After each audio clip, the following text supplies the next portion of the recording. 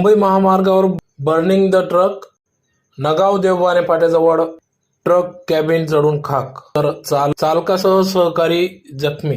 याबाबत वृत्त असे की आज दिनांक 4 एप्रिल 2022 रोजी सकाळी 6 ते 7 वाजेच्या सुमारास भारत पेट्रोलियमच्या शेजारी मुंबई महामार्गावर अचानक बर्निंग द ट्रक पाहावयास मिळाली, ज्यात प्रामुख्याने चालक सहकारी बालबाल बचावले, परंतु गाडीतील ट्रकचे कॅबिन जळून खाक झाली, ज्यात प्रामुख्याने चालक सहकारी किरकोळ जखमी झाले असून यात चालक व सहकारीने प्रसंगावधान साधत आपला जीव बचावला,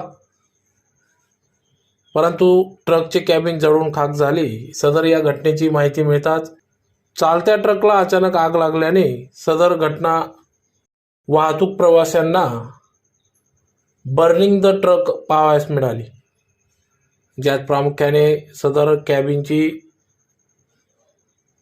अचानक शॉर्ट सर्किटमुळे आग लागल्याने या ठिकाणी आगीने रौद्ररूप धारण केले, परंतु यात प्रामुख्याने चालक सहकारी बालबाल बचावले. सदर घटनेची माहिती मिळताच धुळे मनपा अग्निशमन बॉम्ब घटनास्थळी दाखल झाले. आगीने रौद्ररूप धारण केल्याने सदर ट्रकची कॅबिन ही जळून खाक झाली, परंतु यावेळी सदर घटनेची माहिती मिळताच धुळे मनपाच्या अग्निशमन बंबसह धुळे शहर पश्चिम पोलीस स्टेशन हद्दीतील सहाय्यक पोलीस निरीक्षक यांना घटनेची माहिती मिळताच मोइनुद्दीन सय्यद सहाय्यक पोलीस निरीक्षक यांच्यासह पोलीस घटनास्थळी दाखल झाले.